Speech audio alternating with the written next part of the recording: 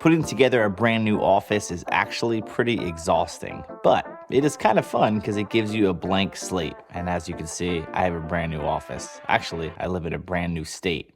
We moved to Texas. In this video, I want to share with you some of the new gear that I am using here in Texas. My video production company, Scaling Creative, is still operating in Pennsylvania as well, so I let them keep all the gear, which meant that I had to get all new gear. But when you get new gear, you get fired up to make some videos. And that's what I'm really excited about, the future of this channel.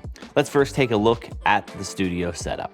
Now, none of this is final. I'm still gonna be tweaking a lot of things as I continue along, but I wanted to have a setup that would basically be able to stay set up all the time in my office so that when I'm ready to make YouTube videos about tech and about the stuff that I love talking about, I can kind of sit down, turn everything on, hit record, and get to work. Right when I moved into this new office, I knew that obviously the backdrop was going to be something over here because obviously that's where there's the most going on. So I had to figure out ways to kind of light a little bit of the backdrop and have some different color combinations. So I ended up getting these Pavo tubes. I've used these LEDs before and they're really, really cool and versatile. I have 2 of the 2-footers. I think I'm gonna get 2 more to make it 4 of them. And then I also have 2 of the little mini ones. And what's really cool about these lights is they are totally flexible. They are very soft when you want them, but they also are just easy to just put random places to splash a little light when you need it. About a year ago, I did a shoot here in Austin, Texas, and a buddy of mine that was filming with me was using a lot of these Pavo tube lights.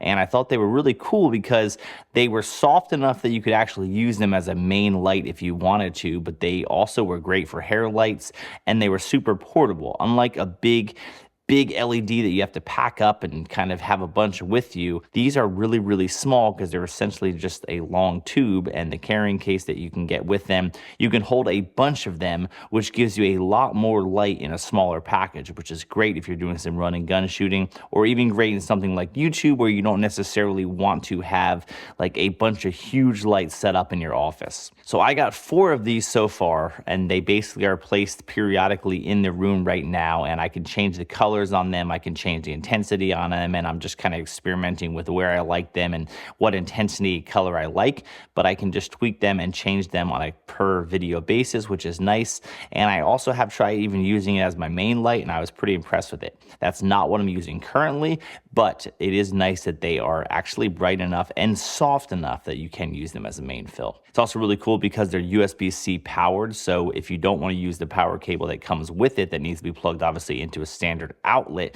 you can just power them via a power bank, and that's really convenient. If you've followed my channel at all, you know that I love powering things via USB-C because it's just convenient, because I have power banks all over the place with me all the time, so I can run these for hours and hours on end, and that's a really nice convenient bonus because a lot of lights you have to use big V-mount batteries for, and I just like using USB-C more. It's easier.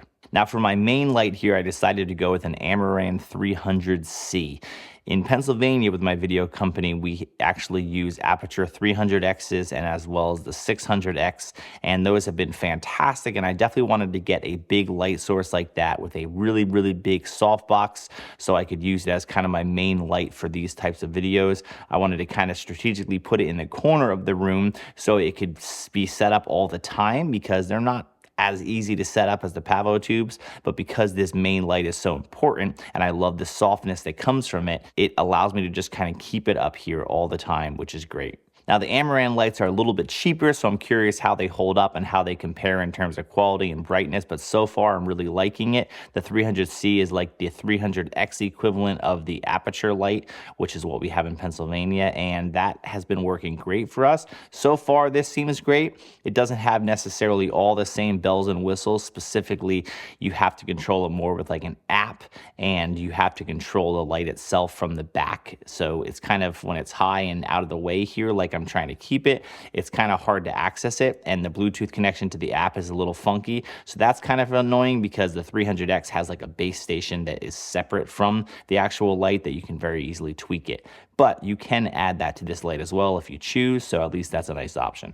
Now, cameras are the things that excite me the most, and with my move to Texas, I actually ended up purchasing the Sony FX6. It's actually the first FX6 that I've ever owned. We have a bunch of FX3s. Those are our main cameras for everything that we do. I also have my own that I use for a lot of vlogging and different stuff when I am just filming, but I decided I wanted to get one cinema style camera just from an ergonomic standpoint that would allow me to kind of have a little bit of the pro features that I want and easily accessible for single shooter type of stuff. Since I am out here by myself, obviously right now, I wanted to be able to have a really nice cinema camera that looked great when you were using it, but also the quality is fantastic and still matches great with my FX3s. Because I already had an FX3, I figured I'd get an FX6 because I can use my FX3 as the B cam.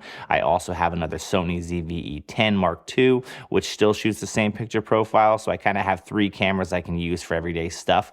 But here on YouTube, I decided maybe I could just use this as my main camera. The FX6 is a phenomenal camera. I really, really love it from a YouTube perspective because the battery life is fantastic because you can just plug it in and use it all day. And it's just a great looking camera. So I'm excited to dive into this camera more. It's a camera that's actually been out for a while, but I still think it's hard to compare to what this camera does at the price point. From a lens perspective, I'm actually using the Sony 16 to 35 G Master 2.8. This is a lens I've had for a while and I definitely love this lens. It is super sharp.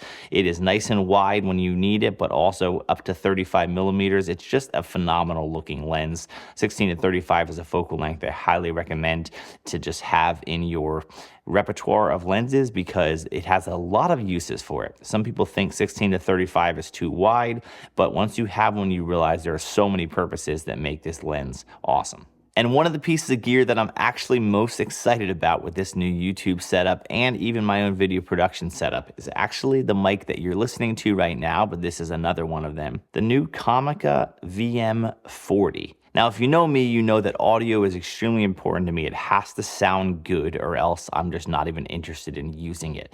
And when I first came across this microphone, when someone was doing a review on it, I was really impressed by some of the unique features it has. It is a shotgun mic, which I love shotgun mics, and I use shotgun mics for interviews, and I also love them for YouTube videos like this.